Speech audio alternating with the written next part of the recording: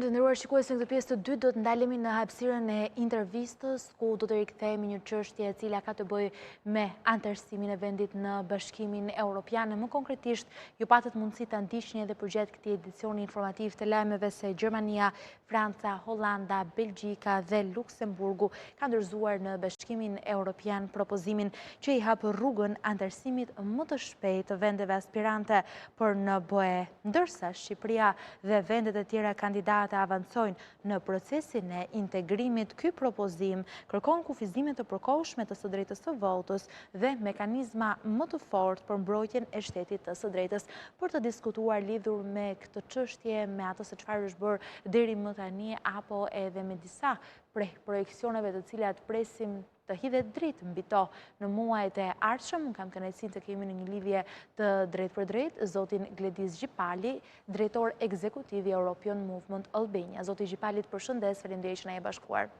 Përshëndetje, kënaqësi.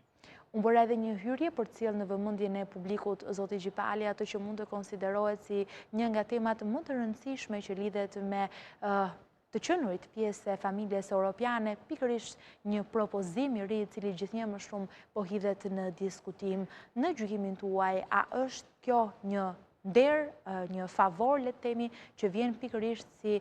pasojë e këtij propozimi apo do të jetë më e vështirë për ne? Për momentin duhet të thënë që është vetëm një propozim dhe propozime të tilla ka pasur dhe më përpara, pra nuk është hera e parë që shohim një propozim të tillë, por është më i rëndësishëm për faktin që janë vende të rëndësishme, pra Gjermania, Franca, Hollanda mbrapa tij, që do të thotë që ka më shumë mundësi për të pranuar apo për të pranuar